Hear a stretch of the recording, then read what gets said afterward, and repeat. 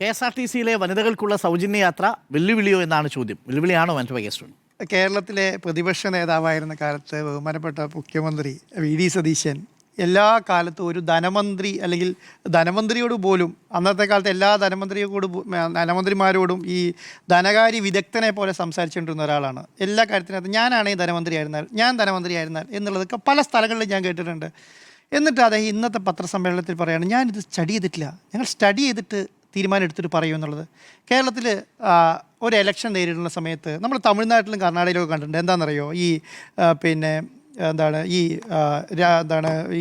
Vote പിടിക്കാൻ വേണ്ടി free B പരിപാടികൾ നടത്താറുണ്ട്. കർണാടകയിൽ കണ്ടിട്ടുണ്ട്. നമ്മൾ TV തരാം, ഫ്രിഡ്ജ് തരാം, നിങ്ങൾ നമുക്ക് വോട്ട് ചെയ്തോ, സൈക്കിൾ തരാം എന്നൊക്കെ പറയുന്ന സംവിധാനം ഉണ്ടായിരുന്നു. ഇപ്രാവശ്യം ഒരു ധനകാര്യ വിദഗ്ധൻ എന്നൊക്കെ പറഞ്ഞ് നമ്മൾ വലിയ കാര്യങ്ങളൊക്കെ കണ്ടിരുന്ന വി സതീശൻ്റെ 2-3 വാഗ്ദാനങ്ങളെ. ഒന്ന്, സ്ത്രീകൾക്ക് KSRTCയിൽ സൗജന്യ യാത്ര. 2, കോളേജിൽ പഠിക്കുന്ന പെൺകുട്ടികൾക്ക് പ്രതിമാസം 1000 രൂപ. 3, കേരള സാമൂഹിക പെൻഷൻ 3000 വർദ്ധിപ്പിക്കൽ. 4, ഉമ്മൻചാണ്ടി ആരോഗ്യ പദ്ധതി 25 ലക്ഷം രൂപ ആരോഗ്യ ഇൻഷുറൻസ്. പിന്നെ അടുത്തത് 5ാമതാണ് യുവ സംരംഭകർക്ക് 5 ലക്ഷം പലിശരഹിത വായ്പ. ഈ 5 സംവിധാനം കൂടെ ഇപ്പം നിങ്ങൾ ഒരു KSRTCൻ്റെ 80 കോടി മാസം കൊടുത്ത് 800 കോടി രൂപ സംവിധാനം മാത്രമാണല്ലോ ഇപ്പോൾ പറയുന്നത്. 800 കോടി രൂപ സർക്കാർ നഷ്ടം വരുമെന്ന് പറയുന്നത്. ഈ സംവിധാനം എല്ലാം കൂടി നടപ്പിലാക്കണമെങ്കിൽ കേരളത്തിൽ 1 ലക്ഷം കോടി വേണം. മനസ്സിലായോ? ഇത് കേരളത്തിൽ നടപ്പിലാക്കാൻ വേണ്ടിയിട്ടാണോ UDF സർക്കാർ ഈ 5 ഗ്യാരണ്ടി പ്രഖ്യാപിച്ചത്? ഇതിനകത്ത് 1ാമത്തെ ഗ്യാരണ്ടി പ്രഖ്യാപിക്കുന്ന സമയത്ത് മുഖ്യമന്ത്രി വി സതീശൻ വന്നിരുന്ന് വളരെ വ്യസനത്തോടു കൂടി പറയുകയാണ്, ഞങ്ങൾ 800 കോടി രൂപ നഷ്ടം വരുത്തിയിട്ടാണ് കേട്ടോ ഈ പ്രൊജക്റ്റുമായി മുന്നോട്ട് പോകുന്നത് എന്ന് പറയുകയാണ്. മനസ്സിലായോ? അപ്പം ഈ 5 ബജറ്റ് കൂടെ കേരളത്തിൽ താങ്ങാൻ പറ്റുന്ന ഒരു പദ്ധതിയാണോ UDF പ്രഖ്യാപിച്ചത്? ഞാൻ പറയുന്നത് ക്ലാരിറ്റിയോടുകൂടി ഞാൻ പറയാം, ഇത് കേരളത്തിലെ വോട്ടർമാരെ ക്ലിയർ കട്ടായി വഞ്ചിച്ച സംവിധാനമാണ്. എന്തുകൊണ്ടാണ് അങ്ങനെ പറയാൻ കാരണം എന്നറിയോ? 1ാമത്തെ കാര്യം, 12,500 ബസ്സുകളാണ് കേരളത്തിൽ മൊത്തം ഈ പൊതുമേഖല ഇതിലുള്ളത്, പൊതുഗതാഗത ഭാഗത്തുള്ളത്. അതിൽ 9,000 പ്രൈവറ്റ് ബസ്സും 3,500 KSRTC ബസ്സും. ഇത്രയാണ് മൊത്തത്തിലുള്ളത്.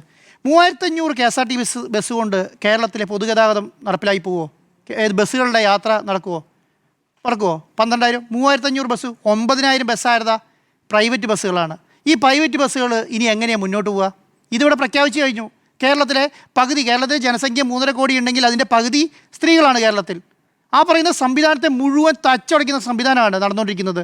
ഒരു 5 ബസ്സുള്ള ഒരു മുതലാളി ഉണ്ടെന്ന് വെക്കുക, അല്ലെങ്കിൽ 10 ബസ്സുള്ള ഒരു മുതലാളി ഉണ്ടെന്ന് വെക്കുക. 5 ബസ് നഷ്ടത്തിലും 5 വർഷം ലാഭത്തിലുമായിരിക്കും. ആ ബിസിനസ് പൊളിയും.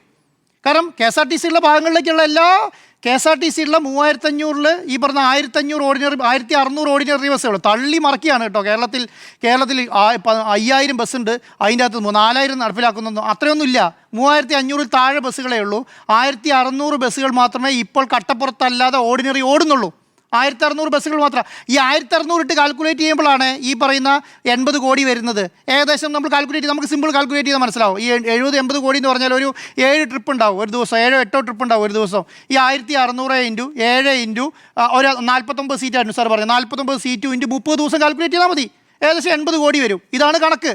ഇതിനൊക്കെ ആദ്യം എത്ര ബസ്സിന് കൊടുക്കുന്നൊന്നും ആലോചിക്കേണ്ട കാര്യമൊന്നുമില്ല, ഇത്ര തന്നെ. അപ്പം ഈ ഫ്രീ ആയിട്ട് ബസ് കിട്ടിക്കഴിഞ്ഞാൽ ഈ 1,600 ബസ്സിൻ്റെ അകത്ത് ആൾക്കാർ കയറി ഇറങ്ങും എന്നുള്ള കാര്യത്തിൽ ഡൗട്ടൊന്നും വേണ്ട. ഇപ്പം ഞാനൊരു ഉദാഹരണം പറഞ്ഞുതരാം. ഇപ്പം ഇവിടുന്ന് ആലുവയിൽ നിന്ന് കളമശ്ശേരിക്ക് ഒരു ബസ് ഓടിക്കൊണ്ടിരിക്കുകയാണ്. ഞാനിപ്പോൾ ആദ്യം ഒരു പ്രൈവറ്റ് ബസ് വരികയാണ്. ഒരു സ്ത്രീ അവിടെ ബസ് കയറാൻ നിൽക്കുകയാണ്. ആ സ്ത്രീനെ സംബന്ധിച്ചിടത്തോളം ആ ബസ്സിൽ കയറേണ്ട കാര്യമില്ല. കാരണം എന്താ, എനിക്ക് ഫ്രീ ആയി പോകാൻ പോകുന്ന ഒരു ബസ് പുറകെ വരുന്നുണ്ട്. ആ സ്ത്രീ ആ ബസ്സിൽ കയറും. ഇപ്പം ഞാൻ സ്കൂൾ വിടുന്ന സമയത്ത് കുട്ടികൾ റോഡ് സൈഡിൽ കാണുന്നുണ്ട്. KSRTC വരുമ്പോൾ കയറാറില്ല. കാരണം എന്താ, KSRTCക്ക് 10 രൂപ കൊടുക്കണം. 10 രൂപേൻ്റെ ഈ പറയുന്ന ടോക്കനുള്ള ആൾക്കാർക്ക് മാത്രമേ KSRTC ബസ് കയറാൻ പറ്റുള്ളൂ. പ്രൈവറ്റ് ബസ് വരുന്ന സമയത്ത് പിള്ളേരെല്ലാം കൂടി തള്ളി കയറും. എന്തിനു വേണ്ടിയാണ് പിള്ളേർ തള്ളി കയറുന്നത്? കാരണം ഭയങ്കരമാണ്. എല്ലാ ബസ് തടഞ്ഞു നിർത്തലും ബഹളവും ഉണ്ടാകുന്നത് എന്തുകൊണ്ടാണ്? ഈ കുട്ടികൾ തള്ളി കയറുന്നതുകൊണ്ടാണ്. KSRTC കയറാത്തത് എന്തുകൊണ്ടാണ്? അവരുടെ അടുത്ത് ഈ പാസ് ഉണ്ടാവത്തില്ല. അതുകൊണ്ടാണ് കയറാത്തത്. ഇത് കേരളത്തിൻ്റെ ഒരു അപ്പം നമ്മൾ വിചാരിക്കും, ഇപ്പോൾ സ്മൃതി നേരത്തെ പറഞ്ഞു എന്താണ് കേരളത്തിലെ സ്ത്രീകൾക്ക് മേഡം ഒരു കാര്യം മനസ്സിലാക്കേണ്ടത്, കേരളത്തിൽ 21 ലക്ഷം ആൾക്കാർ, 21 ലക്ഷം സ്ത്രീകൾ തൊഴിലുറപ്പ് ജോലിക്ക് പോകുന്നുണ്ട്. ഈ 270 തുടങ്ങി 350 രൂപ വരെ കിട്ടുന്ന തൊഴിലുറപ്പ് ജോലിക്ക് 21 ലക്ഷം ആൾക്കാർ പോകുന്നുണ്ട്. കാരണം അവർ സാമ്പത്തികമായി അത്ര അടിസ്ഥാനമായി താഴേക്കടയിൽ നിൽക്കുന്ന ആൾക്കാരാണ്. അവരെ സംബന്ധിച്ചിടത്തോളം ഈ പറയുന്ന 10 കിലോമീറ്റർ 20 കിലോമീറ്റർ 60 രൂപ കൊടുത്ത് അങ്ങോട്ടും ഇങ്ങോട്ടും പോകുന്ന സംവിധാനം ഇല്ല. അവരെ സംബന്ധിച്ച് വലിയൊരു ആശ്വാസമാണ് ഈ പറയുന്ന UDF സർക്കാർ പ്രഖ്യാപിച്ചത്. അതുകൊണ്ടാണ് പിണറായി വിജയന് ഈ പറയുന്ന UDF LDF തമ്മിൽ വോട്ടിൻ്റെ വ്യത്യാസം എന്തറിയോ? 20 ലക്ഷം വോട്ടിൻ്റെ വ്യത്യാസമുള്ളൂ ആകെ. അല്ല, ഒരു 81 ലക്ഷം ഇവിടെ കിട്ടി, ഒരു 80,90,000 അങ്ങോട്ട് 59,000 ഇവിടെ കിട്ടി, 1,03,500 കൊണ്ട് UDF-നും കിട്ടി. 20 ലക്ഷം വോട്ടിന് വ്യത്യാസമേ ഉള്ളൂ. നിങ്ങൾ നേരത്തെ പറഞ്ഞതിനെ പറ്റി പറഞ്ഞോട്ടെ. അപ്പം 20 ലക്ഷം വോട്ട് പെട്ടെന്ന് ഇങ്ങോട്ട് മാറി എന്ന് ചോദിച്ചാൽ സാധാരണക്കാരായ ഇത് രാഷ്ട്രീയം നോക്കിയിട്ടില്ല. അവരെ സംബന്ധിച്ച് അവരെ സ്വകാര്യ ജീവിതത്തിൽ അവരുടെ ഡേ ടു ഡേ ആക്ടിവിറ്റീസിൽ 60 രൂപയുടെ ലാഭം എന്ന് പറഞ്ഞാൽ വലിയ കാര്യമാണ്. അത് കേരളത്തിലെ സ്ത്രീകൾ മുഴുവൻ പ്രതീക്ഷിച്ചു.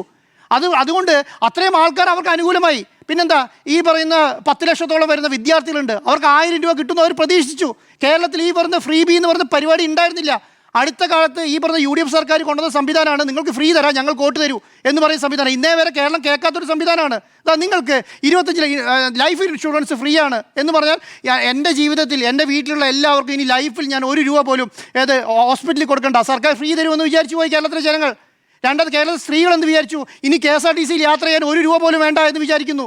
മൂന്നാമത്തെ കാര്യം, കേരളത്തിലുള്ള ഈ പറയുന്ന കോളേജ് വിദ്യാർത്ഥികൾക്ക് മാത്രമേ പ്രഖ്യാപിച്ചുള്ളൂ. എന്താ കോളേജ് വിദ്യാർത്ഥികൾക്ക് മാത്രം പ്രഖ്യാപിച്ചത്? കേരളത്തിലെ വിദ്യാർത്ഥികൾക്ക് 1000 രൂപ കൊടുത്തു പറഞ്ഞില്ലല്ലോ. കോളേജ് വിദ്യാർത്ഥികൾ എന്ന് പറഞ്ഞാൽ വോട്ടുള്ളവരാണ്, അവരുടെ വോട്ടും കൂടെ വേണമായിരുന്നു. അപ്പോൾ അവർക്കും കൊടുക്കാൻ പറഞ്ഞു 1000 രൂപ. മനസ്സിലായോ? അപ്പം ഇതൊക്കെ വിശ്വസിച്ചിട്ട് യുവാക്കൾ എന്ന് പറഞ്ഞാൽ പഠിച്ച് പുറത്തിറങ്ങിയിട്ട് ജോലിയില്ലാതെ കേരളത്തിൽ അങ്ങോട്ടും ഇങ്ങോട്ടും നടക്കുന്ന യുവാക്കൾക്ക് 5 ലക്ഷം രൂപ കിട്ടുമെന്ന് പ്രതീക്ഷിച്ചു പോയി അവർ കൊണ്ട് UDF വോട്ട് ചെയ്തു. അപ്പോൾ ഇത് ഈ ഫ്രീ ബി എന്ന് പറയുന്ന പരിപാടി കേരളത്തിൽ ഉണ്ടായിരുന്നില്ല. ഫ്രീ ആയിട്ട് ഞങ്ങൾക്ക് സംവിധാനം തരാം, വോട്ട് ഞങ്ങൾക്ക് തന്നോളൂ എന്ന് പറഞ്ഞൊരു പരിപാടി ഉണ്ടായിരുന്നില്ല. ആ സംവിധാനത്തിൽ വിശ്വസിച്ചു പോയി കേരളത്തിലെ ജനങ്ങൾ. അതുകൊണ്ടാണ് 102 സീറ്റിൽ ഈ പറഞ്ഞ അധികാരത്തിൽ വന്നത്. എന്നിട്ട് ആ 102 സീറ്റ് വോട്ടിൽ അധികാരത്തിൽ വന്ന സമയത്ത് അത് മനസ്സിലാക്കിയില്ല. അന്ന് മനസ്സിലാക്കാതെ ഇന്ന് കേരളത്തിൻ്റെ മുഖ്യമന്ത്രി, അന്നത്തെ പ്രതിപക്ഷ നേതാവ്, ഇതൊക്കെ പറഞ്ഞ പ്രതിപക്ഷ നേതാവ് പറയാണ്. പ്രതിപക്ഷ നേതാവ് എന്തൊക്കെയാണ് പറഞ്ഞത്? നിങ്ങൾക്ക് എവിടേക്ക് പോവാ? നിങ്ങൾക്ക് മൂന്നാറിലേക്ക് പോകണോ? നിങ്ങൾക്ക് ടൂറിസം പിന്നെ യാത്രയ്ക്ക് പോകണോ? നിങ്ങൾക്ക് എന്തെങ്കിലും പോകണോ? എവിടേക്ക് പോകുന്നതിലൊക്കെ എന്താ, നിങ്ങൾക്ക് വെറുതെ എവിടെ വേണമെങ്കിലും പോവാം, നിങ്ങൾക്ക് യാത്ര ചെയ്യാമെന്ന് കേരളത്തിലെ ജനങ്ങളോടാണ് പറയുന്നത്. അത് ഓർഡിനറി ബസ്സിൽ പോകുന്നവരോടല്ല പറഞ്ഞത്. ഒരു മിനിറ്റ് പറഞ്ഞോട്ടെ. ഓർഡിനറി ബസ്സിൽ ഞാൻ പറഞ്ഞോട്ടെ, ഓർഡിനറി ബസ്സിൽ പോകുന്നല്ലോ പറഞ്ഞത്. അങ്ങനെയാണ് ഈ പ്രകടന പത്രിക വ്യക്തമായിട്ട് എഴുതാൻ. കേരളത്തിലെ ഓർഡിനറി ബസ്സിൽ യാത്ര ചെയ്യാൻ സ്ത്രീകൾക്ക് സൗജന്യ യാത്ര അനുവദിക്കും എന്നല്ലല്ലോ പറഞ്ഞത്. എന്നിട്ട് പറയുകയാണ് നിങ്ങൾ LDF അത് ചെയ്തിട്ടില്ലല്ലോ. LDF ഇന്നേ കാലത്ത് ഇതുപോലെ നിങ്ങൾക്ക് ഞങ്ങൾ 15-ാം തീയതി തുടങ്ങി ഫ്രീ തരാം, 10-ാം തീയതി തുടങ്ങി ഫ്രീ തരാം എന്ന് പറഞ്ഞിട്ടില്ല. നിങ്ങൾ കുറേ കാണിച്ചോണ്ടാ. ഡേറ്റ പ്രശ്നമാണ്. ഞങ്ങൾ അധികാരം, അതൊരു വിശ്വാസമാണ്. മനസ്സിലായില്ലേ? ഞങ്ങളൊരു പ്രകടന പത്രിക ഇറക്കുകയല്ലേ ചെയ്ത് 5 ഗ്യാരണ്ടി ഇന്ത്യയുടെ പ്രതിപക്ഷ നേതാവ് രാഹുൽ ഗാന്ധി ഒന്ന് പ്രഖ്യാപിക്കുകയാണ്. എന്നിട്ട് പറയുന്നത് AICCയുടെ ജനറൽ സെക്രട്ടറി ബസ്സിൽ കയറി പറയുകയാണ്, എന്ത്, നിങ്ങൾക്ക് മെയ് മാസം 15-ാം തീയതി തുടങ്ങി കേരളത്തിലെ KSRTC ഫ്രീ ആണെന്ന് പറയുകയാണ്. എന്നിട്ട് അതിനെ വെട്ടിച്ചുരുക്കി അതിനെ 1600 ബസ്സിലേക്ക് മാത്രമാക്കുക. അപ്പോൾ 2 കാര്യങ്ങളാണ് പ്രശ്നം. ഞാൻ ഈ പറയുന്ന ഈ ധനകാര്യ വിദഗ്ധർ ചെയ്തു വെച്ച പരിപാടിയെക്കുറിച്ചാണ് പറയുന്നത്. കേരളത്തിലെ 9,000 വരുന്ന പ്രൈവറ്റ് ബസ്സുകാർ എന്താ ചെയ്യേണ്ടത്? അതിനുള്ള പ്ലാനുണ്ടോ? 4 ദിവസം കൊണ്ട് പൊളിയും. കാരണം എന്താ അറിയോ, 22-ാം തീയതി 21-ാം തീയതി അല്ലെങ്കിൽ 1-ാം തീയതി എല്ലാ മാസവും അടവടയ്ക്കുന്ന ബസ്സുകളാണ് കേരളത്തിൽ കൊടുത്ത പ്രൈവറ്റ് ബസ്സുകൾ മുഴുവൻ. മനസ്സിലായോ? 1 രൂപ ടാക്സ് കുറച്ച് കൊടുക്കുന്നില്ലല്ലോ. 49 സീറ്റിന് 49 സീറ്റിന് ഓരോ സീറ്റിന് എണ്ണം വെച്ച് KSRTCയും MVDയും പൈസ മേടിക്കുന്നുണ്ടല്ലോ. പൈസ മേടിക്കുന്നില്ല. നിങ്ങൾ ടാക്സ് കുറച്ച് കൊടുക്കുന്നില്ലോ. കേരളത്തിലെ ഞങ്ങൾ ഈ പദ്ധതി ഇവിടെ പ്രഖ്യാപിക്കുന്നുണ്ട്, കേരളത്തിലെ പ്രൈവറ്റ് ബസ്സുകൾ ഈ ടാക്സ് അടയ്ക്കേണ്ട എന്ന് പറയുന്നില്ലല്ലോ. ഇനി തുടങ്ങിയിട്ട് ഇൻട്രസ്റ്റ് ഞങ്ങളിതാ 11%, 12% ബസ്സിന് ലോൺ എടുത്തുകൊണ്ടിരിക്കുന്നത്. ചേസിന് ലോൺ എടുക്കുന്ന ഈ 11%, 12% ഇൻട്രസ്റ്റിനാണ് ഈ പ്രൈവറ്റ് ബാങ്കുകൾ ലോൺ കൊടുക്കുന്നത്. കേരളത്തിലെ 9,000 വരുന്ന ബസ്സുകൾ വാങ്ങാൻ വേണ്ടിയിട്ട് പലിശരഹിത ലോൺ തരും എന്ന് പറഞ്ഞില്ലല്ലോ. ഒരു സുപ്രഭാതത്തിൽ വന്ന് ഞങ്ങളെന്തോ പ്രഖ്യാപിച്ചിട്ടുണ്ട്. അതുകൊണ്ട് നിങ്ങൾ പറയുന്നത് അറിയോ, 9,000 ഇൻറ്റു ഒരു ബസ്സിൽ 3 ജോലിക്കാരുള്ളത്. 9,000 3 ജോലിക്കാർ എന്ന് പറഞ്ഞാൽ എത്രയാ? 27,000 ജോലിക്കാരുടെ വയറ്റത്താണ് ഒരു ദിവസം രാവിലെ അടിച്ചത്. മനസ്സിലായോ? 800 നിങ്ങൾ 80 കോടി രൂപ നഷ്ടമല്ല കേരളത്തിൽ ഉണ്ടാകുന്നത്. അതുകൊണ്ടാണ് ധനകാര്യ വിദഗ്ധനാണ് എന്ന് പറയുന്നത്. വലിയ പൊങ്ങച്ച പറഞ്ഞിട്ട് കാര്യമില്ല. ധനകാര്യ വിദഗ്ധൻ എന്ന് പറയുന്നത് പവർ കിട്ടുന്ന സമയത്ത് ഉപയോഗിക്കേണ്ട സംവിധാനമാണ്. അത് നടപ്പിലാക്കാൻ പറ്റില്ല. ഞാൻ വന്ന സമയത്ത് എനിക്ക് ഇങ്ങനെ തന്നെ പ്രശ്നങ്ങളുണ്ട്. നടപ്പിലാക്കാൻ പറ്റില്ല. ഞാൻ ഇനി ഇത് നിങ്ങൾ 800 കോടിക്ക് ഈ കരയുമ്പോഴാണ് ഞാൻ പറയുന്നത്, ഇനി നിങ്ങൾ എങ്ങനെയായി വിദ്യാർത്ഥികൾ 1000 രൂപ കൊടുക്കുക? ഇനി അങ്ങനെ നിങ്ങൾ 25 ലക്ഷം രൂപയുടെ അപ്പം നിങ്ങൾ പറയണം കേരളത്തിൽ 25 ലക്ഷം രൂപയുടെ ഇൻഷുറൻസ് പദ്ധതി നടപ്പിലാക്കാൻ കഴിയില്ല. പറയില്ലല്ലോ. ഒരു ഇന്ദിരാ ഗാരണ്ടി നടപ്പിലാക്കാൻ പോകുന്നില്ല കേട്ടോ. കേരളത്തിൽ ഒരു ഇന്ദിരാ ഗാരണ്ടി നടപ്പിലാക്കാൻ പോകുന്നില്ല. ഈ നടപ്പിലാക്കിയ ഇന്ദിരാ ഗാരണ്ടി ഞാൻ പറയാം. ഇനി ഒരു കാര്യം പറഞ്ഞ് അവസാനിപ്പിക്കാം സാറേ. 2,500-3,000 കോടി രൂപയാണ് KSRTCക്ക് ഓരോ വർഷം കൊടുക്കേണ്ടത്. 3,000 കോടി. ഇപ്പം 125 കോടി കൊടുക്കുന്നുണ്ടല്ലോ. ഇനിയിപ്പോൾ 80 കോടി കൂടെ കൊടുക്കണമല്ലോ. അപ്പോൾ 200 കോടിയായല്ലോ. 12 ഇൻറ്റു 2,500 കോടി കൊടുക്കണ്ടേ? അത് മാത്രമല്ല, 2,500 മാത്രം പോരാ. ഇനി എന്താണ്? ഇനി ഈ പറയുന്ന അല്ലാതെ ഇത് കയറുന്നതുകൊണ്ടുണ്ടാകുന്ന അല്ലാത്ത നഷ്ടങ്ങൾ വേറെ ഉണ്ടാവും. ആവറേജ് 3000 കോടി രൂപ ബഡ്ജറ്റിൽ നിന്ന് ഓരോ വർഷം ഒരേ ഒരു പൊതുമേഖലാ സ്ഥാപനത്തിന് മാറ്റി വെക്കണം. മറ്റെന്താ അറിയോ, മറ്റേ ഷർട്ടഡ് ആയിരുന്നു എല്ലാവർക്കും. കാരണം 1 രൂപയും 2 രൂപയും വന്ന് കേരളത്തിലെ 1.5 കോടി ജനങ്ങൾക്ക് അങ്ങോട്ടും ഇങ്ങോട്ടും വീതിച്ചു പോകുന്ന പൈസയായിരുന്നു. അത് എഫക്റ്റഡ് അല്ലായിരുന്നു, അത് എഫക്റ്റഡ് പാർട്ടീസ് അല്ലായിരുന്നു. ഇപ്പം എന്താ, ഇതിപ്പോൾ അക്യുമുലേറ്റ് ചെയ്ത് ഒരു പൊതുമേഖലാ സ്ഥാപനത്തിന് വേണ്ടി 3000 രൂപ മാറ്റി വെക്കുക എന്ന് പറഞ്ഞാൽ എത്രയാണെന്നറിയോ? കേരളത്തിൻ്റെ ബഡ്ജറ്റ് എത്രയാ? കേരളത്തിൻ്റെ ബഡ്ജറ്റിൻ്റെ പലിശ 10% പൈസ ഒരേ ഒരു സംവിധാനത്തിന് വേണ്ടി മാറ്റി വെക്കണം, ഒരേ ഒരു പൊതുമേഖലാ സ്ഥാപനത്തിലെത്ത്.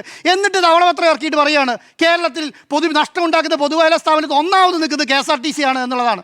ഇത് ധവളപത്രം ഇറക്കുമ്പോൾ മനസ്സിലായല്ലോ കേരളത്തിൽ നഷ്ടം ഉണ്ടാക്കുന്ന പൊതുമേഖലാ സ്ഥാപനം KSRTC ആണെന്ന്. എന്നിട്ട് അതിനെ ശാക്തീകരിക്കാൻ വേണ്ടിയിട്ട് അതിനെ ഞങ്ങൾ ശാക്തീകരിക്കാൻ പോവുകയാണ് സ്ത്രീ. എന്നിട്ട് ഇത് നടപ്പിലാക്കുകയാണെങ്കിൽ അറ്റ്ലീസ്റ്റ് കോമൺ സെൻസുള്ള ആൾക്കാർക്കാണ് മനസ്സിലാകുന്നത്. എന്താണ്, ദാരിദ്ര്യരേഖയ്ക്ക് താഴെയുള്ള ആൾക്കാർ അല്ലെങ്കിൽ യെല്ലോ കാർഡിലുള്ള ആൾക്കാർ, ഇവർക്കിപ്പോൾ ആദ്യഘട്ടത്തിൽ കേരളത്തിലെ ഞങ്ങൾ നടപ്പിലാക്കാൻ തീരുമാനിക്കുന്നു എന്ന് പറഞ്ഞാൽ കേരളത്തിലെ കാസർഗോഡ് തുടങ്ങി തിരുവനന്തപുരം വരെയുള്ള എല്ലാ പാവപ്പെട്ട സ്ത്രീകൾക്ക് യാത്ര ചെയ്യാൻ കഴിയുമായിരുന്നു. മനസ്സിലായോ? ഇപ്പം എന്താ, ഓർഡിനറി ബസ്സിൻ്റെ ഇതിപ്പോൾ ഞാനൊരു ഉദാഹരണം പറയാം. നമ്മുടെ ഈ ഓർഡിനറി ബസ് ഓടുന്നവർ മുഴുവൻ എവിടെയാണ്? സിറ്റിയിലല്ല കേട്ടോ, സിറ്റിക്ക് പുറത്താണ്. അതിൻ്റെ അകത്ത് കൂടുതൽ ബസ് ഓടുന്നത് ടൗൺ ടു ടൗൺ ബസ്സുകളാണ്. ഈ ടൗൺ ടു ടൗൺ ബസ്സിനകത്ത് ഇതില്ല. അപ്പോൾ സ്ത്രീകൾ എന്താ ചെയ്യുന്നത്? തൊഴിലിന് പോകുന്ന സ്ത്രീകൾ എന്താ ചെയ്യുന്നത്? അവരെ വീട്ടിൽ നിന്ന് അവരെ വീട്ടിൽ നിന്നും സിറ്റിയിലേക്കാണ് ട്രാവൽ നടത്തിക്കൊണ്ടിരിക്കുന്നത്. ഈ പറയുന്ന ടൗൺ ടു ടൗൺ ബസ്സിൽ ഈ സംവിധാനമില്ല. അപ്പോൾ എന്നിട്ട് നമ്മൾ പറയുകയാണ് ഇത് ഞങ്ങൾ സ്ത്രീകൾ ശാക്തീകരണത്തിനാണ്. അപ്പോൾ ഒരു പ്ലാൻ ഞാൻ പറഞ്ഞത് ഇത്രയും ദിവസം കിട്ടി. അപ്പം ഞാൻ വിചാരിച്ച് പറയാം, ഇതിപ്പം ഈ ഒരു മാസം അപ്പുറത്തേക്ക് മെയ് 4-ാം തീയതി 14-ാം തീയതി വന്നാണല്ലോ. ഇപ്പോൾ ഒരു മാസം അപ്പുറത്തേക്ക് ജൂൺ 15-ാം തീയതി നടപ്പിലാക്കുള്ളൂ എന്ന് പറയുന്ന സമയത്ത് ഇത് പഠിച്ച് ഇത് കേരളത്തിലെ ഒരു 10-20% സ്ത്രീകൾക്ക് വൃത്തിയായി നടപ്പിലാക്കാൻ പറ്റും എന്നുള്ള രീതിയിൽ നടപ്പിലാക്കുമെന്നാണ് വിചാരിച്ചത്. പക്ഷേ ഇപ്പോൾ നടപ്പിലാക്കിയ എന്താ, തിരുവനന്തപുരം ജില്ലയ്ക്ക് ഒരു 80% ഇരിക്കട്ടെ, അല്ലെങ്കിൽ ഒരു 40% തിരുവനന്തപുരം ഇരിക്കട്ടെ, ബാക്കി ഒരു 40% കൊച്ചിയിലിരിക്കട്ടെ. സാറേ, 40% തിരുവനന്തപുരത്തും കൊച്ചിയല്ല, അവിടെ പിന്നെയും സാമ്പത്തികമായി മുന്നോക്കം നിൽക്കുന്ന ആൾക്കാരാണ്. സാമ്പത്തികമായി പിന്നോക്കം നിൽക്കുന്ന ജില്ലകളുണ്ട്, ഇടുക്കി, കാസർഗോഡ്, വയനാട്, ഈ പറയുന്ന മലപ്പുറം ജില്ലകളൊക്കെ. കാരണം പകുതി ജനസംഖ്യയുടെ ഏറ്റവും വലിയ ജനസംഖ്യ സാധ്യതയുള്ള സ്ഥലം ഏതാ? മലപ്പുറം ജില്ലയിലാണ്. അവിടെ ആകെയുള്ള ബസ് എത്രയാ? 21. അരുൺ സാർ നേരത്തെ പറഞ്ഞല്ലോ, മലബാറിലെ 5 ജില്ലകൾക്കുള്ളത് ആകെ 21 ഡിപ്പോകളാണ്. ആ 21 ഡിപ്പോയിൽ ഓരോ ഡിപ്പോയിൽ എത്ര ബസ് ഉണ്ടെന്ന് അന്വേഷിച്ചാൽ മതി. നാളെ നമ്മുടെ റിപ്പോർട്ടർമാരോട് പറയുക, ഈ 5 ഡിപ്പോയിൽ പോവുക, നിങ്ങൾക്ക് മൊത്തം ഓർഡിനറി ബസ് എത്ര 5 ജില്ലയിലുണ്ടെന്ന് നോക്കിയാൽ 200-ൽ താഴെ ആയിരിക്കും, അല്ലെ 250-ൽ താഴെ ആയിരിക്കും. ഈ 250-ൽ താഴെ എന്ന് പറഞ്ഞാൽ അവിടുത്തെ ജനസംഖ്യ അറിയാം എത്രയാണ്? 40 ലക്ഷം 50 ലക്ഷം കണ്ട് മലപ്പുറം ജില്ലയ്ക്ക് മാത്രമുണ്ട്, ഇല്ലേ? 8 ലക്ഷം ഉണ്ട് വയനാട്ടിൽ, 10-14 ലക്ഷം ഉണ്ട് മലപ്പുറത്ത്, കോഴിക്കോട് 10-14 ലക്ഷം ഉണ്ട്, 10 ലക്ഷം ഉണ്ട് കണ്ണൂർ, ബാക്കി കാസർഗോഡുണ്ട്. ഏകദേശം 85 ലക്ഷം 90 ലക്ഷം ആൾക്കാർക്ക് ആകെയുള്ളത് 200 ബസ്സിൽ താഴെയാണ്. എന്നിട്ടാണ് പറയുന്നത് കേരളത്തിൽ ഞങ്ങൾ സ്ത്രീ ശാക്തീകരണം നടപ്പിലാക്കിയിരിക്കുന്നു എന്നുള്ളത്. ഇത് വൃത്തിയായി പഠിച്ച് കേരളത്തിലെ 10% സ്ത്രീകൾക്ക് ഇനിയെങ്കിലും ഈ പറയുന്ന പ്ലാൻ, അല്ലെങ്കിൽ എന്താ പറയേണ്ടത്, ഞങ്ങൾക്ക് 200 ബസ്സേ ഉള്ളൂ മലബാറിൽ, അതുകൊണ്ട് 200 ബസ്സിൽ നടപ്പിലാക്കുന്നു എന്ന് പറയണ്ടേ? ഞങ്ങൾക്ക് 200 ബസ് മലബാറിലുണ്ട്, 200 ബസ്സിൽ നടപ്പിലാക്കുന്നു, ബാക്കി തിരുവനന്തപുരത്ത് നടപ്പിലാക്കുന്നു എന്ന് പറഞ്ഞാൽ നടപ്പിലാക്കാം. അപ്പം അവർക്ക് കാരണം പാവപ്പെട്ട സ്ത്രീകൾ അതിലും കയറി പോകാൻ പറ്റും. ഇതൊരു സംവിധാനമില്ലാതെ ഇത് പ്ലാൻ തന്നെ പൊളിഞ്ഞിട്ടാണുള്ളത്. പിന്നെ ജനങ്ങളെന്ന് വിചാരിച്ചു, കാരണം ഞങ്ങൾക്ക് ഒരു പൊതുബോധം സൃഷ്ടിക്കപ്പെടുകയാണല്ലോ, കേരളത്തിൽ ഇനി തുടങ്ങി പൈസ വേണ്ട യാത്ര ചെയ്യാൻ എന്നുള്ളൊരു പൊതുബോധം സൃഷ്ടിപ്പെട്ട് അതിൽ വീട് പോയി. കാരണം മലയാളി ആദ്യമായതുകൊണ്ട് മാത്രമാണ് അവസ്ഥ പരിഹരിച്ചതിന് ശേഷം മതി ഇത് നടപ്പിലാക്കുക എന്നുള്ളതാണോ അഭിപ്രായം? ഏത് അങ്ങനെയാണ് നടപ്പിലാക്കുന്നത്, സർക്കാരാണ് നടപ്പിലാക്കുന്നത്, അങ്ങനെയാണ് നടപ്പിലാക്കേണ്ടത്. ഇതിന് 2 വാദമല്ല, എല്ലാ ബസ്സിലും നടപ്പാക്കണമെന്ന് പറയുന്നത്. ഞാൻ പറയാത്ത കാര്യം എന്റെ വായിൽ വെച്ചാൽ ഞാൻ പറയട്ടെ, കേരളത്തിലെ സ്ത്രീകൾക്ക് അടിസ്ഥാനപരമായി താഴേക്കടയിൽ ലോസ് നിൽക്കുന്ന സ്ത്രീകൾക്ക് ഒരേപോലെ നടപ്പിലാക്കാനുള്ള സാമാന്യ ബോധമെങ്കിലും കേരള സർക്കാർ ഉണ്ടാവണമെന്ന് പറഞ്ഞുള്ളൂ. രണ്ടാമത്തെ കാര്യം, 90,000 പ്രൈവറ്റ് ബസ്സും കേരളത്തിലെ പാവങ്ങൾ ഓടിക്കുന്ന കേട്ടോ, അത് മുതലാളിമാരെയാന്ന് വിചാരിക്കരുത്. ഓരോ ബസ്സും ഓരോ ദിവസം വൈകുന്നേരം ഓടി തിരിച്ചു വരുന്ന സമയത്ത് 250 രൂപയും 300 രൂപയും മാത്രം ബാക്കിയുള്ള ബസ്സുകളാണ് 99% ബസ്. അങ്ങ് പറഞ്ഞ പോലെ എല്ലാ ബസ്സുകളും നടപ്പാക്കുകയാണെങ്കിൽ പിന്നെ സ്വകാര്യ ബസ്സുകൾ അതിനേക്കാൾ ബുദ്ധിമുട്ടല്ലോ. അതുകൊണ്ടാണ് അതിന് ഞാൻ പറഞ്ഞില്ല, അതാണ് ഞാൻ അവർ പറഞ്ഞത്, അവരെ ടാക്സ് ഒഴിവാക്കി കൊടുക്കണം. മനസ്സിലായി, അവർക്ക് പലിശരഹിത വായ്പ ഒഴിവാക്കി കൊടുക്കണം. ഇവർക്ക് അവരും നഷ്ടത്തിൽ പോകാം. അവരുടെ ആവശ്യം ചാർജ് കൂട്ടാൻ അനുവദിക്കണം.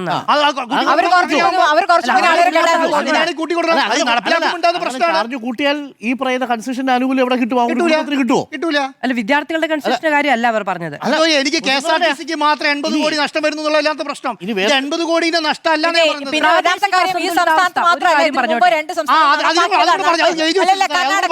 മറ്റു കാര്യം അല്ലല്ല അത് ഓർമ്മിച്ച നന്നായി. കർണാടകയിൽ എങ്ങനെയാണെന്നറിയോ KSRTC ഓടുന്നത്? ഗതി. മനസ്സിലായോ? 100 കിലോമീറ്റർ അപ്പുറത്തേക്കുള്ള ലോങ് സർവീസ് മാത്രമേ പ്രൈവറ്റ് ബസ് ഓടുന്നുള്ളൂ. ബാക്കി മുഴുവൻ ഓടുന്ന KSRTC ആ.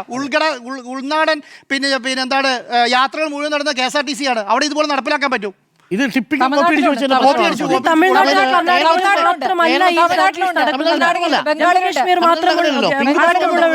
അവിടെ ഏതാണ്ട് 2 ലക്ഷം കോടി മാത്രമാണ് അവിടെ GSTP അവിടെ പോയി നടപ്പിലാക്കുന്നത്. അവിടെ ഈ റീജിയണൽ ഇംബാലൻസ് ഇത്ര ശക്തമല്ല. പരിഹരിച്ചതിന് ശേഷം മതിയെന്നാണോ സർക്കാർ ഒരു പോളിസി പ്രശ്നമാണെന്ന് ഞാനും പറഞ്ഞു എന്റെ അവസരത്തിൽ. ഇത് പരിഹരിച്ചതിന് ശേഷം മതിയോ? അല്ല, അവിടെ എന്താ പ്രശ്നം? അവിടുത്തെ യാത്രക്കാർ നേരിടുന്ന പ്രശ്നം എന്താ? ഒന്ന്, അടിസ്ഥാനമായി ഇത് കേരളത്തിലെ സ്ത്രീകൾ നേരിടുന്ന നമ്പർ 1 പ്രയോറിറ്റി വിഷയമാണോ? ഞാൻ പറയും അല്ല. അങ്ങനെ ഒരു പഠനമില്ലാന്ന്. തൊഴിൽ പോകുന്നവർക്ക് മാത്രമല്ല കേരളത്തിലെ മെഡിക്കൽ കോളേജുകളിൽ കിടക്കാൻ പോലും ഒരു കട്ടിലില്ല. അപ്പൊ ഇതൊക്കെ പരിഹരിച്ചതിന് ശേഷം മതിയോ? അല്ല, നോക്കൂ, നിങ്ങൾ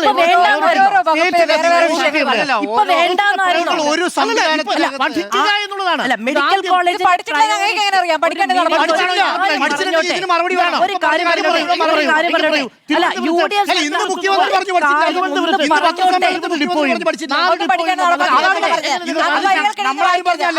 നമ്മളാരും പറഞ്ഞല്ലോ കേരളത്തിൽ 1413 ബസ്സുകൾ തിരുവനന്തപുരത്തോടുമ്പോൾ 143 ബസ് മലപ്പുറത്ത്. അത് എല്ലാ കാലത്തും ഉണ്ട്. കുറച്ച് 10 കൊല്ലമായിട്ട് അങ്ങനെയാണ്.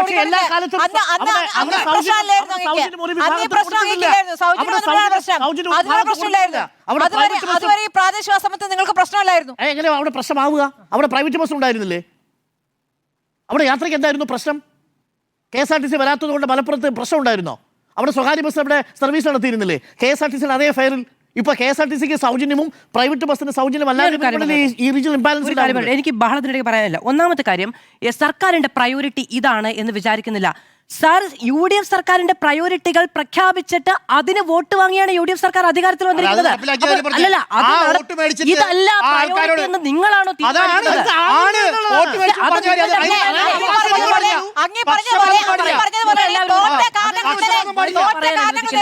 തോറ്റ പാർട്ടി ഇന്നലെ വാർത്താ സമ്മേളനം നടത്തി.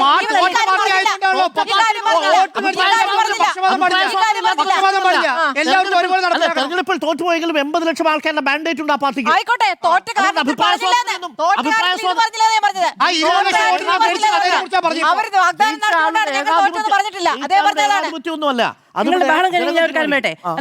തീരുമാനിച്ചപ്പോ കാണുന്നത് അവർ തുടങ്ങിയിട്ടേ ഉള്ളൂ. അതിന് മുന്നേ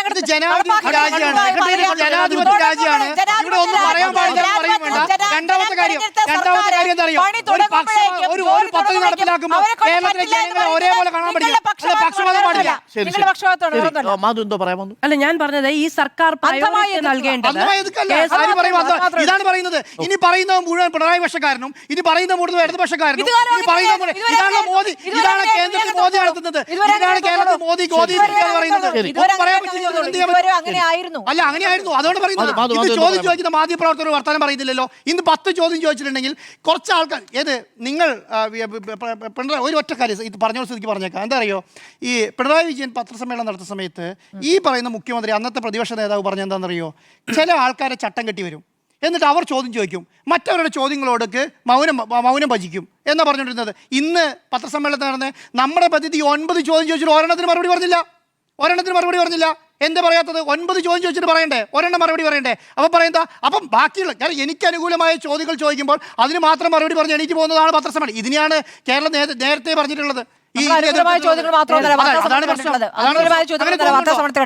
മുഴുവൻ ലൈവ് കണ്ടല്ലോ, ഞാൻ കണ്ടതാണ്. ശരി.